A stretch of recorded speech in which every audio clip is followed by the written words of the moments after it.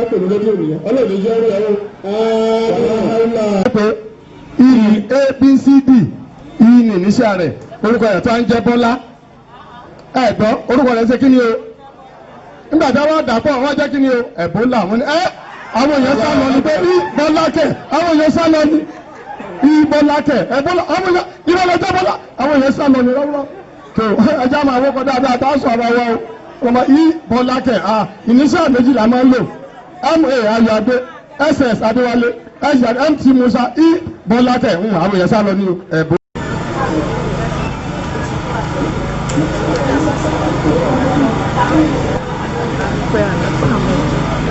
alájà wa ní mọ́tàlá Yusuf wọ́n ti wà ń bí alájà LA Ayọ̀adé òkè wọn bọ̀ màmá mi alájà wa Báànú àbí àfẹ́ àjọwà ní ìtàlẹ́dùn tó ní màmá alájà Báànú ẹkí adákùn alàwàsálà wọn máa àbàdìkì ẹ̀ka bọ̀ màmá wa alájà wa Fowórà màmá jíwe Fowórà oníṣẹ́ àméjì lọ mama wa jíwe Fowórà ẹlẹ́ka bọ́gá ló ń jẹ mama káwọn ọlọ́kùnrin náà tẹ̀lé ọlọ́sàánú wa mama mi olú yá wọ̀ àbí àárẹ̀ àti wà ń bí ẹ káàbọ̀ fọ́mà mẹ́ra àkì mama mi ìyá àbẹ̀ àkì mama mi Ọlálékan àbí mama wa inshallah àwọn lẹ́kṣọ́rọ̀ àwa máa débílà ìṣẹ́jú mẹ́wàá ẹgbẹ́ kan náà bá tó bí ẹgbẹ́ wọn náà ti wà nípò ní Alákìjà mọ́mọ́ bí tí a ti ń bọ̀ lógo Ọlọ́run lọ́ba ní sọmọdé. ní báyìí ètò ọkàn náà ní inú programme wọn ní àyọkẹ́nu Al-Qur'an ẹ̀tọ́ bá ní ṣe léyìí man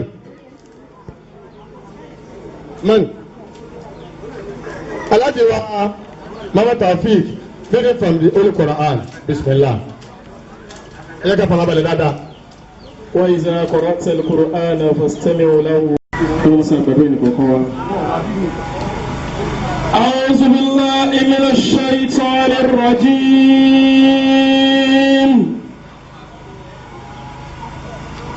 بسم الله الرحمن الرحيم. أولا يرون أنهم يفتنون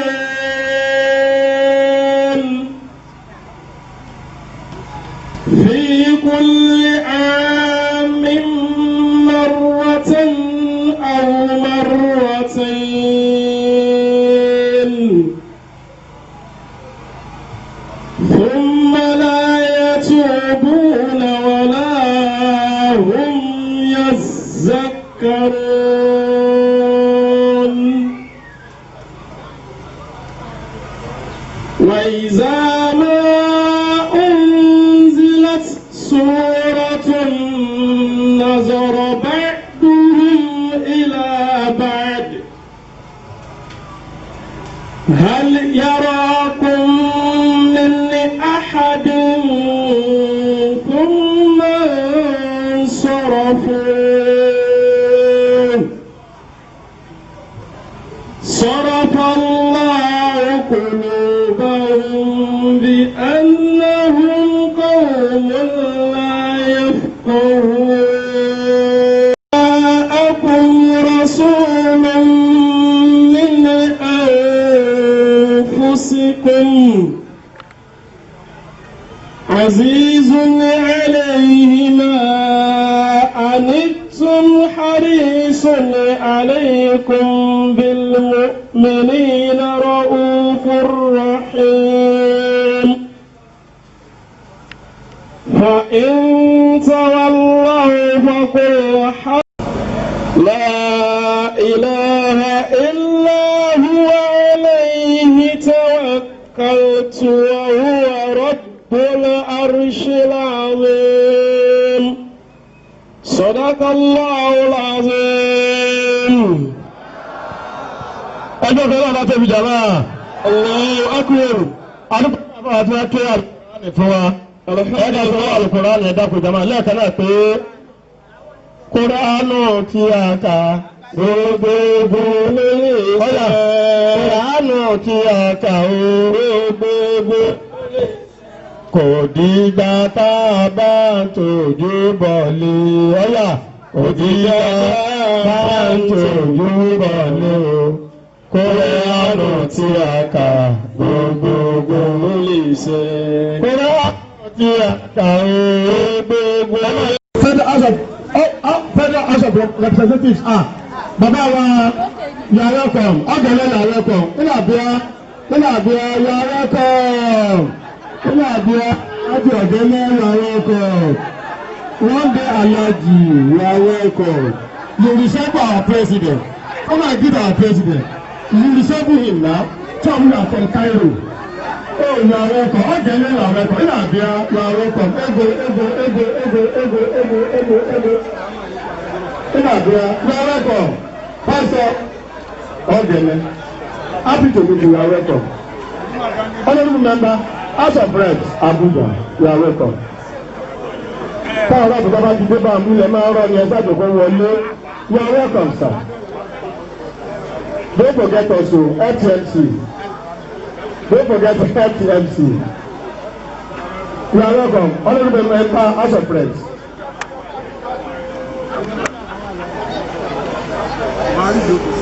Alájà Mahmood àlejò làwọn ẹgbẹ́ wọ́n jókòó tira wọn ẹgbẹ́ wọ́n jókòó tira wọn méjèèjì ẹgbẹ́ wọ́n jókòó tira wọn ọ̀gẹ̀lẹ̀ ìyàwó ẹ̀kọ́ ọ̀gẹ̀lẹ̀ dé látàkùdá owó dé egbò dé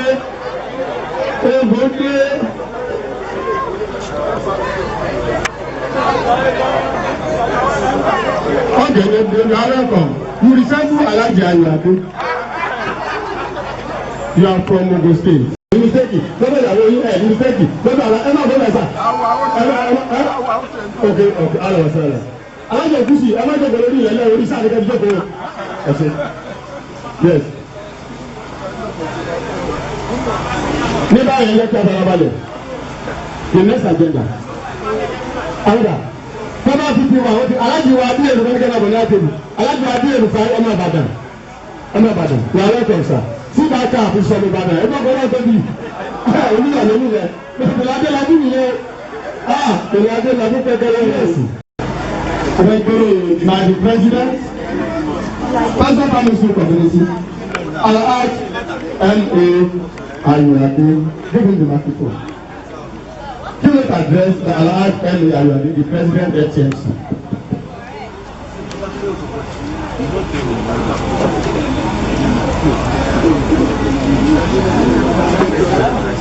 Over to the president.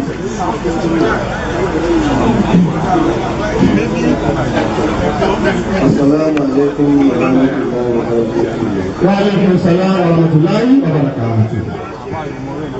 I want to welcome all to this grand and historic occasion. Historic because FTMC is 40 years old. Allahu Akbar. Allahu Akbar. Allahu Akbar. Alhamdulillah. Alhamdulillah. Alhamdulillah Rabbil Alameen. It calls for celebration, and that is coming up later in the year. Mo kí gbogbo akú ọdún, akú ìfaradà. Gbogbo wàhálà tá à ń ṣe, à ń ṣe nítorí tara wa ni, à ń ṣe nítorí t'Ọlọ́run. It's either you do it well and get compensated, or mess it up, and you know the result. Woyeshi, our late CID, was with us. Bismillah, Kulu Allah for him. Kulu Allah,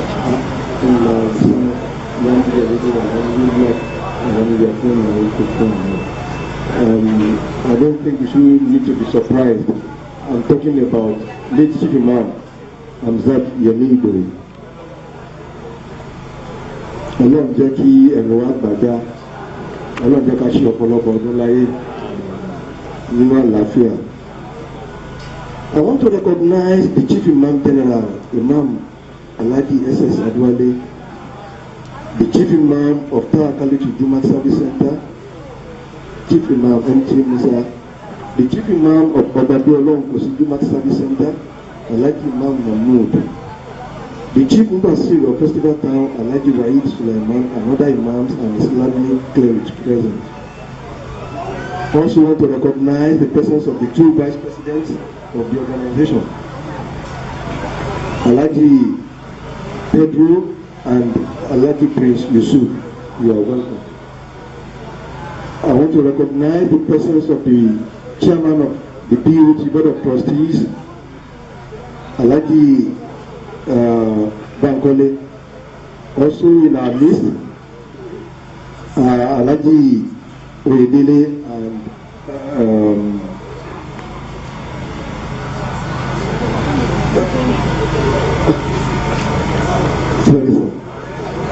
the area of FTMC. Alhaji Anjola, thank you very much. I'm very sorry for that. Before I call on our women for the immediate past president of the FTMC in our midst, the immediate past vice president one of FTMC is also around. The past Secretary General of the FTMC is also here. And let me use that opportunity to greet all members of the ESCO here present, led by my personal self. Before I go further, and a host of other politicians in our midst, my friend, the former is here too, the former chairman. I want to welcome all our chairmen, imams of Ratibis, and all other members of the FTMC. To the extent that almost every one of us here are members of the FTMC. Because once you are a Muslim, you are expected to be a member of the Festival Town Muslim community. So you are all welcome. Also recognize and welcome our mothers, the women forum, led by the Amira of the organization, Latia Chief Ilori. I want to welcome our mothers, Alaja Adetono, you are most welcome. Our Mama Alaja Ogunisi, you are most welcome. Our Mama Alaja Rafatulawa, you are most welcome. Alaja Olumawo, and by extension, all our mothers present here to say welcome, Akwabo, you are welcome. Also to welcome our chairperson, Mama Adetono, once again, you are welcome. Something unique to this group, I will say it here. There's never a time FTMC called on them and they will say no. And therefore, hence, you'll find that in our midst of chairperson, chairman, chairperson, fathers of the day, there is hardly a stranger. This is deliberate because we want to use this opportunity to really in our front. Like I've been saying, we spent about 20 million on this mosque, and we've never gone out once. We've never had an occasion to raise funds. We've been calling on individuals and they've been responding. And for that singular reason, may Allah bless your purposes immensely. It is specially and specifically done so as to honor and appreciate them. After all said and done,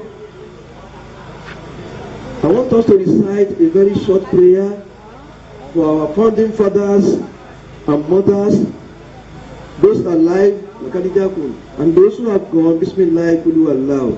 Bismillah, Rahim, Kulu Allah, Ahad, Allah, Samad, Yamir, Yulad, Palam Yakun, Lakufan, Ahad. Lakodijaakum Rasul min Anfusikum Azizun Alayhi Ma Antum Harisun Alaykum bil Mu'minina Raufur Rahim. Fahitawalla Faqul Hasbi Allah La ilaha illa hu alayhi tawakkaltu wa huwa rabbul arshil azim. Thank you very much, MC.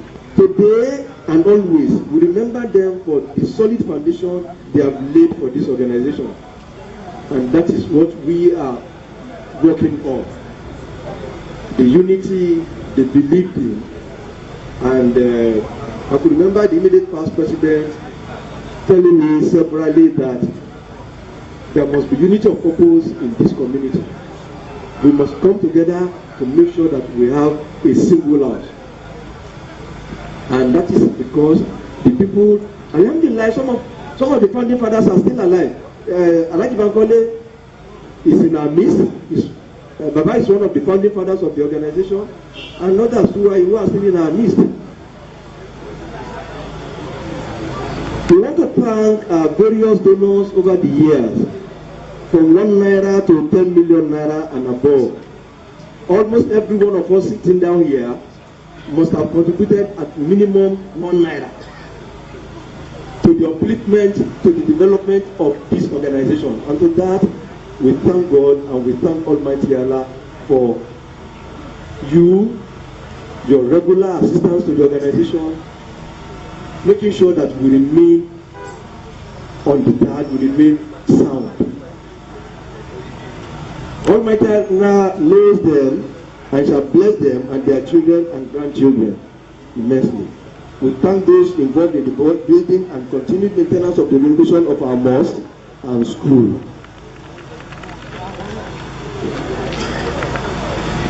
We, FGMC, are always asking and we are asking for more.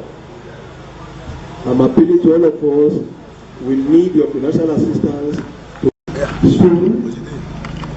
That's why I demand that we are always asking for more and we shall continue to ask for more.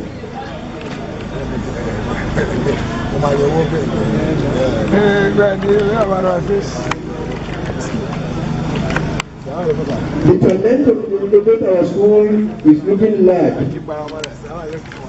It's looking large. And we need additional financial help in this area too. In Tansurullah Yansurukum. Whoever helps Allah will be rewarded immensely.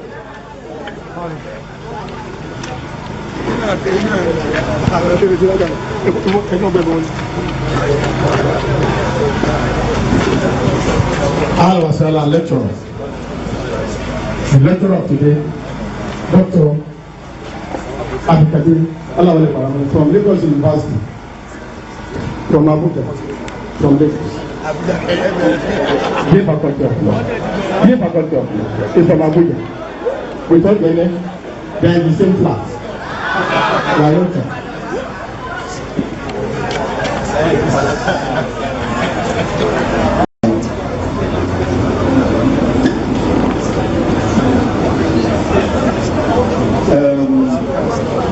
I want to welcome our guest lecturer, Dr. Paramane. Hello, sir. The new crown prince of Saudi Arabia, of Saudi Kingdom, arrested high people of timber and caliber, and kept them in one of the best hotels in Riyadh. That okay, you are the people that have stolen the money of the kingdom. When you pay what you have stolen, you go back home. America and other developing worlds condemn this action, but the now said, no, the people are accusing us that we are corrupt. So once they pay whatever they are owing the country, whatever they looted from the treasury, they go home. And I'm told that they are paying. In actual fact, I read the case of a billionaire from Ethiopia or Egypt who was released from the hotel and was repatriated immediately from Saudi Kingdom. Like I said, they were trying corruption of various degrees and released whenever one of them comes up with the amount he has stolen. In our country, Nigeria today, all our policies are tainted with corruption. How do we develop as a nation in this quagmire? How do we see it and attempt to remedy it as Muslims? This is my little introduction of the Tafsir. You are all welcome once again, and join me in welcoming our guest lecturer, Dr. Paramane, by saying Assalamu alaikum wa rahmatullahi wa barakatuh. Wa alaikum salam wa rahmatullahi wa barakatuh. Ẹ ká bí ọgbọ́n bàbá tó bí o. Ọba Paramane wa ta ní sọ̀rọ̀ látàárọ̀ ìtọ́sà kí gbogbo rárẹ̀ gbogbo President FTMC ní òkè sáfà o. Èyí sáfà wà lá. Ayọ̀adé. Bàbá Ọ̀gẹ̀dẹ̀ from Abuja. We want to hear your voice. Whether you want to give us something I don't know. For people from Abuja, when our president mentioned 10 kobo lẹ́ẹ̀kan la just say 10 kobo kì í ha kẹ́ after talk ego no forget you. Thank you, sir. Thank you, sir. Assalamu alaikum.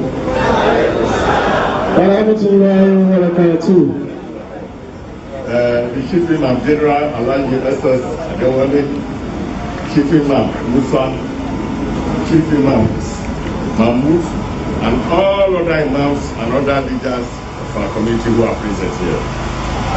The President of Physical Town Muslim Community, Alhaji M.A. Ayade, the Amiral, Alhaji I.A. Ilori, Alhaja I.A. Ilori, our own mother, and other guests seated.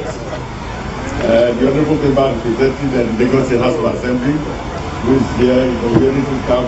I hope you are representing the government too. Because these are important occasions. Assalamu alaikum. Wa rahmatullahi wa barakatuh.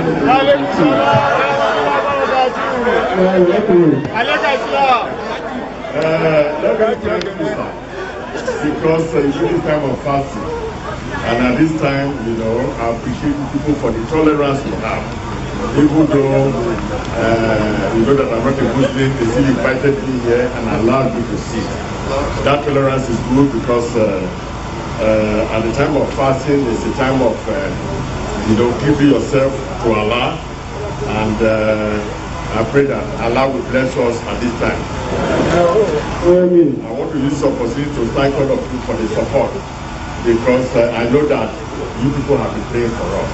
You have been praying for peace in Nigeria. So without peace, and we are each other's brother. Whatever religion we belong to, we must work together as one people.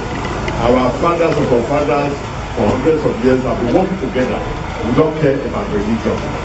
Father will be Muslim, mother will be a Christian. You know, yet we live together. And this is not the time where we discriminate against each other.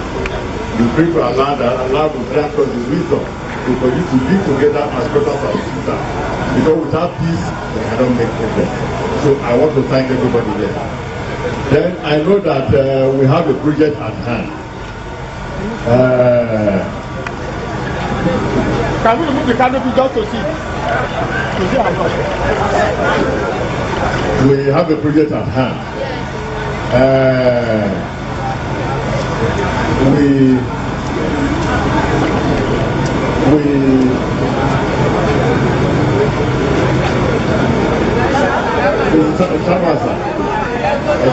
We don't want to really announce publicly, but I can assure you that both of us we shall send something to support this our minister, because this is the building house of prayer where they are praying for us.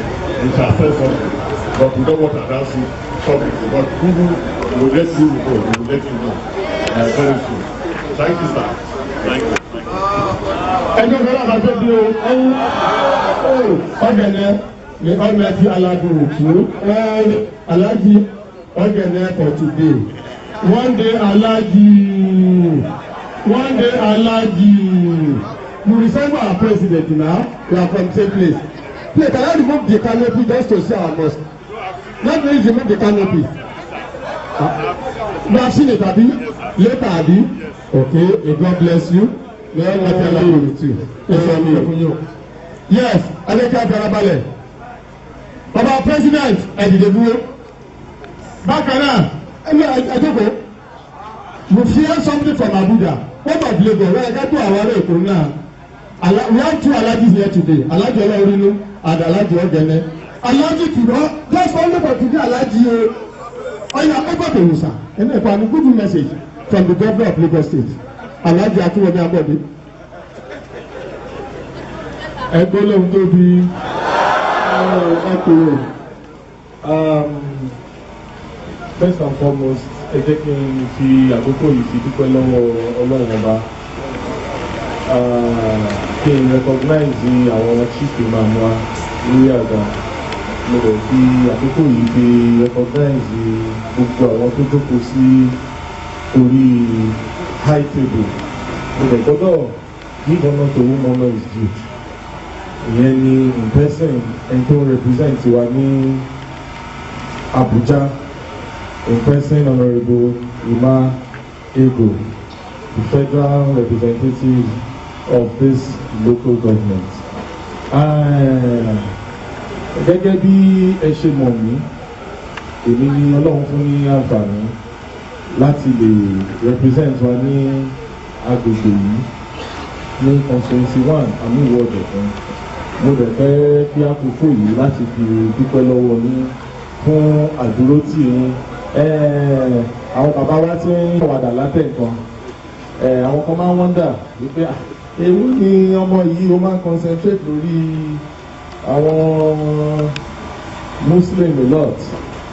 Tẹ́ bá lọ sí agboolé wa ọmọ Tanfájì nìyẹn. Tẹ́ bá dẹ̀ wò dáadáa gbogbo àwọn bàbá mi àwọn ọkùnrin mi gbogbo wọn ní Muslim. Bàbá travel ẹ̀rọ ọlọ́run pé wà pé òun ti ká ṣe lórí ẹ̀. So mo mọ ọmọ ẹlẹ́sìn mi I recognize the predecessor because ẹ̀yàn tí ò bá mọ ibi tó ti ń bọ̀ kò lè mọ ibi tí ó ń lọ. Is in person Honourable Elizabeth Adedeyi, you are welcome ma. So gẹ́gẹ́ bí mo ṣe ń sọ ọmọ agboolé tẹ́ bá lọ sí ìta fájì ẹ máa rí pé ní island ẹ máa gbórúkọ wá ń bẹ̀ ìyẹn ní nọ́mbà 6 ẹ rí pé àwọn bàbá mi àwọn uncle mi Muslim nìyẹn. So àwa mọ ìrírí ẹ̀sìn àdẹ̀mọ́ nǹkan tí Ọlọ́run mú jáde tó ti ṣe fún wa ká tó tẹ̀ tó dé ibi tá a wà nípa àkàtẹ̀ tó di ìdá ń ṣe lọ́wọ́ báyìí náà. So nǹkan tó ṣe kókó ni àdúpẹ́ lọ́dọ̀ Ọlọ́run. Màá dẹ̀ fi àkókò ìkọ́ni ìnífẹ́ sọ̀rọ̀ jù. Honourable member wa ní House of Rep Honourable Ọ̀gẹ̀dẹ̀ wọ́n ti sọ gbogbo ẹ̀. Wọ́n ní pé Alhaji Ọ̀gẹ̀dẹ̀ wọ́n ti sọ gbogbo ẹ̀ tán. Ṣùgbọ́n nǹkan tí mo fẹ́ fi kún ni pé ní àkókò àwẹ̀ yìí tá à ń ṣe kò tí àwa àbá ní understanding ẹ̀ àní máa ṣe nǹkan tá à ń ṣe lọ́wọ́ báyìí.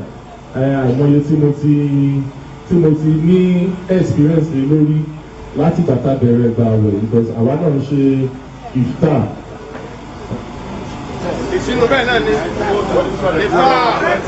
wọ́n máa ń correct mi lórí pronunciation yẹn. Iftar. Mo fi stop àwa náà ṣe iftar. Àjọ ṣe náà ni because àwa understand the ìrírí àti ìbùkún not just ìbùkún àǹfààní because a ní ìdí ọgbọ́n ìmọ̀ àti òye Ọlọ́run láti lè ṣe iṣẹ́ yìí. Àìmọye èèyàn tó jù wá lọ tó mọ̀ jù wá lọ tó lè ṣe jù wá lọ ṣùgbọ́n Ọlọ́run ló fún wa ní àǹfààní tá a wà bí tá a fi lè wà níbi tá a wà yìí. Mo dẹ̀ fẹ́ kí a lo àkókò yìí láti fi wá sínú àdúrà. Ẹ bá ń gbọ́ náà ìgbà mìíràn à ń fún àlejò sí mọ́ṣáláṣí kan tí a kì í fi epo ránṣẹ́ kò dẹ̀ sí chọ́ọ̀chì kan tí a kì í fi epo ránṣẹ́ sí kò ń ṣe politics but nítorí a mọ bóyá a ṣe ń kọ̀nẹ́tì mọ́ Ọlọ́run. So mo fẹ́ kẹ́ mọ̀ pé nǹkan tá a ní ìdí jù ní àkókò yìí ní Nàìjíríà òun ni àdúrà yín because a lè ṣe lásán lágbára Ọlọ́run tó ń ṣe tó mọbi tí ó ti mú wa wá tó dẹ̀ mọbi tá a wà báyìí tó dẹ̀ mọbi tá a ń lọ a ṣe fún gbogbo wa náà ní agbára Ọlọ́run. Ẹ ṣe. ẹjọ́ kan náà máa tóbi o. Allahu Akbar. You are not Alhaji, you are now an imam from Itafaji. You are the Abia, you are now imam from number 6 Itafaji.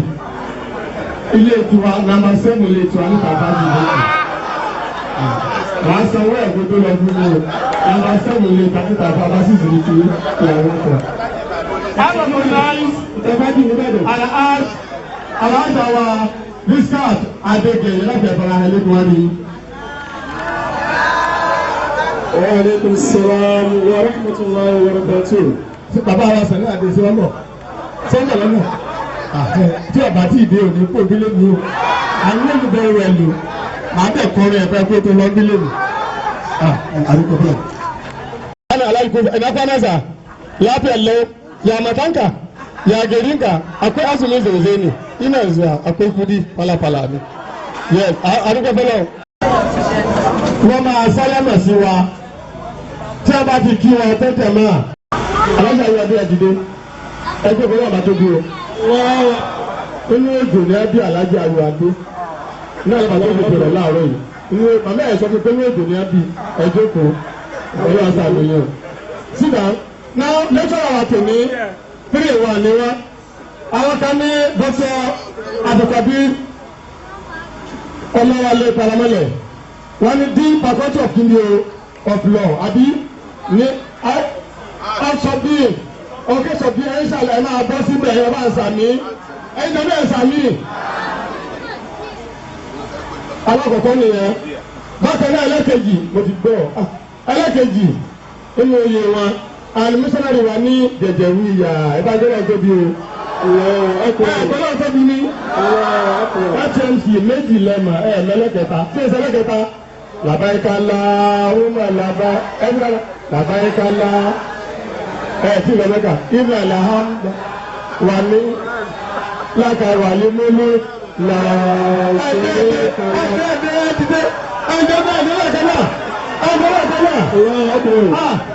Fọlọ́sọ̀mà Lagos State Muslim Pilgrims Welfare Board. Wọ́n fẹ́ ẹjọ́ kò wọ́n fẹ́ sálámà sí wọ́n máa sálámà tán àwọn àgbà ọ̀pẹ. Wọ́n bá tẹ̀lé ìṣá. السلام عليكم ورحمة الله تعالى وبركاته. وعليكم السلام ورحمة الله وبركاته. عين الميمون. Yes, ní báyìí. أهلا وسهلا بلا. Tí a bá ti dúpẹ́ tán, ọba bá àánú ọba wa sọ̀rọ̀, àwọn àkọsílẹ̀ lẹ́tọ̀. Ẹ dákun, aláìsí ayọ̀dé, ẹ jáde síta. Ẹ máa bọ́ tẹ̀ dákun. Ẹ bá ń gbé páànù wá. Ẹ bá ń gbé páànù. Ìmọ̀ ọkọ̀ ọba mú ọ̀pọ̀ ọ̀rọ̀ yàn. Ọlọ́ọ̀bọ̀ òdìjẹ́ ìkàkọ́ ṣe mí lẹ́sẹ̀ òun wọ́n kọ́ gbèsè ìgbésọ́nà àlàwà rọrùn. Ọ̀yọ̀ alájì ẹtí ẹgbẹ́ ọpẹ́ pé fẹ́ ti ẹ̀dúpẹ́ bí ẹ̀dún ìjọba ẹ̀mẹ́ta fún ènìkọ́ owó yìí o. Agbádá ìpì o, àwọn ìlọsọ agbádá ìpì o, àwọn ìlọsọ bẹ́ẹ̀. Alájì ẹ̀mẹ́ta fọwọ́ sí mi. Ẹ jù ní abẹ́ kó ẹgbẹ́ dábẹ́. Bàbá Gẹ̀nẹ́. We want to thank Almighty Ogene. We want to thank Almighty Allah. I think we will not forget money at home, sir. We want to thank. Kí Ramadan yìí tó tán. Kí Ramadan yìí tó tán. Kí Ramadan yìí tó tán. Kí Ramadan yìí tó tán. Ọlọ́run dákú ṣàánú mi. Kí Ramadan yìí tó tán. يا عظيم المنة ولا ولي نعمة يا عظيم المنة ارتر لاسو تبارك يا فاوى ارتر جاجا تبارك باباني وشلاني شلاني بجزوية وعبرلوها وبدا حفيظ وعبرلوها وبدا ستر وبدا ودوار ولدوار ودوار أبو مبارك دوار ما شجاشي مولا ما شجاشي جالا ما شجاشي الله لا إله إلا الله لا إله إلا الله لا إله إلا الله محمد رسول الله جاكم لله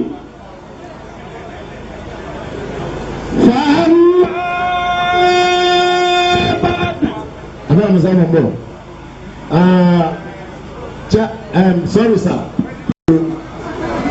فأعوذ بالله It is not a welcome idea because it is inhuman for you to have invited the lecturer who came all the way from Badagry because of you, because of Islam, because of humanity. And you have also invited this kind of big men and women who are into politics. And you have also invited me to come and speak about politics. And you now allow them to just deliver few messages and allow them to go. No, it's not done. It's not done. My brother, the honorable member of House of Assembly, said he is from Itafaji, and you have also invited someone from the same Itafaji. Paramount family is from Itafaji. Toguwa number 4. My brother, please have a seat, sir. Have a seat, sir, please. And how do you want him to now know that we are the same blood?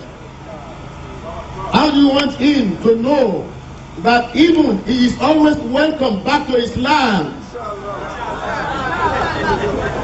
He went to London or America, wherever he has been told. Tó jẹ́ wípé òun ló jẹ́ kí wọ́n fi pè wọ́n into Christianity. Ọlọ́run náà yìí wà ń bẹ̀, may still call him back to Islam. Please, ẹ̀yin elétò ẹ̀jọ̀, and even after that, several people wọ́n ti wá lọ dúró síbẹ̀, it's not gone. These are things that I personally don't take. I'm a very principled person. I sit down to listen to you and to say, to do whatever you do. Because ìwà yẹn ó máa ń rìn kọ́ra wọn ni. My dear brother, I salute you. I have been in the lecturership profession since 1996, 22 years ago. And I have been into Islamic evangelism over 35 years ago. I'm a very, very small man, but I thank God today I am above 50.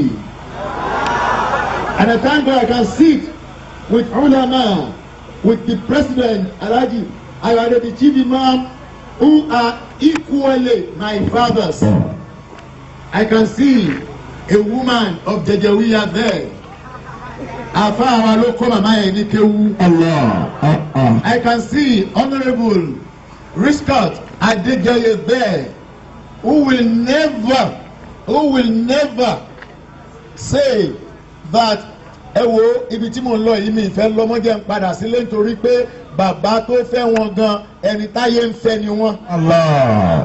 Bí Sọ̀ni Adé bá jẹ gbogbo ayé pé ó jẹ oúnjẹ títí kò ní sọ́ra ju bóyá sọ́ra yẹn lọ. And you can see the same thing in that woman. Abdulkabir Olale Paramele. I will always correct the ills of the society, and I will never fall prey to any of the ills. Rather, because I know that I have been invited to do this job, I've never forced myself into it. And today, as an associate professor of Islamic studies, I pray Almighty Allah to spare our lives, to witness several of Ramadan on earth. Amen. With sound health, longevity of life. Amen. And also with our heart desires being answered by Allah. Amen. Everything I've said, what did the people go up, pata. Sir, my lecture is going to be very concise. Straight to the point. I don't beat around the bush. Even though in my classes, I don't get to class and start joking. I don't do it. Straight to the point, leave your class. If there is any issue thereafter, then call me or come to my office. Within 1-2 minutes, you are attended to and you are done. Baba Ayade, Mokiyisa. mo fi kí gbogbo àwọn àyímọ̀ salamu alaykum ya àyímọ̀ tàdínínà. Salamu alaykum ya àyímọ̀ tàdínínà. gbogbo bàbá ẹ̀sìn látòrí bàbá wa chief imam central mosque festival town central mosque kárí gbogbo ẹ̀yàn àfáàmù kì í.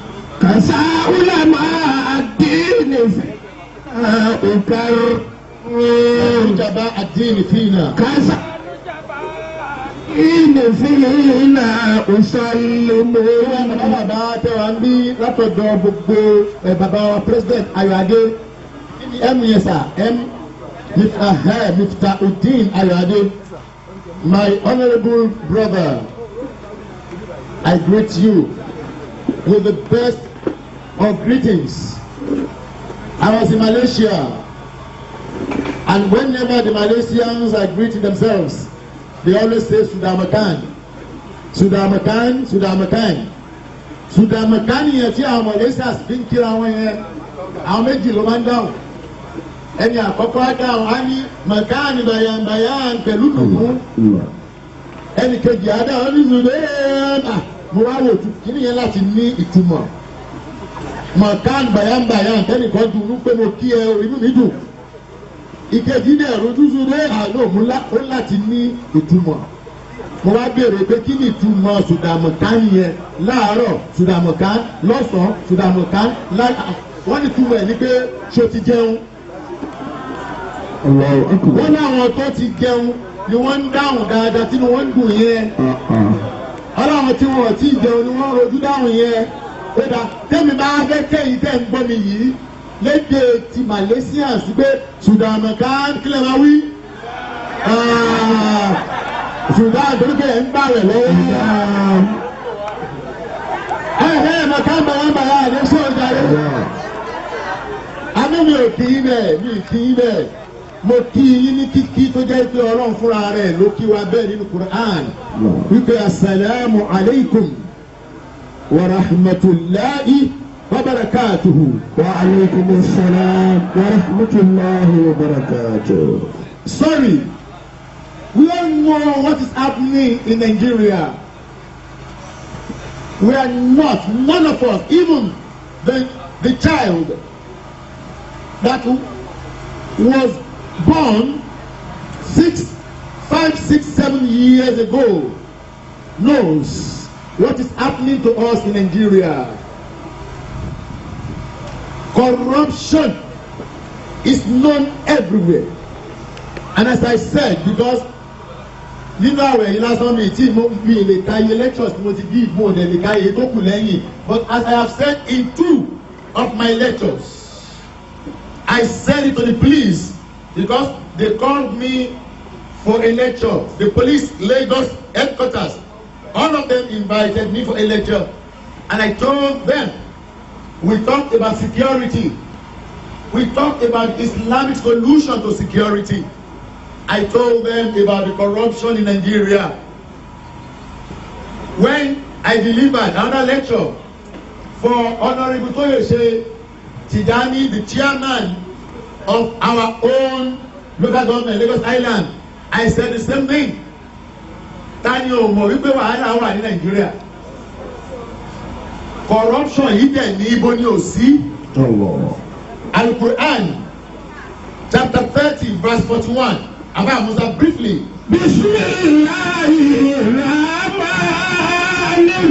Bismillahirrahmanirrahim. Now. ظهر الفساد في البر والبحر بما كسبت أيدي الناس ليذيقهم بعض الذي عملوا لعلهم يرجعون. Ọlọ́run sọ fún Ànábì wa Muhammad sallallahu alaihi wasallam.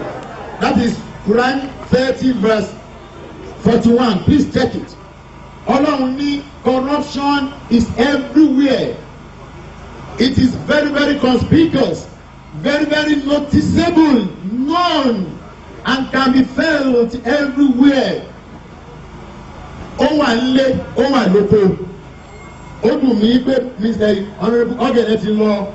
Ó wà l'Àbújá, ó wà l'Ékòó. Ó wà l'Ọ́yọ́, ó wà l'Ọ́ṣun.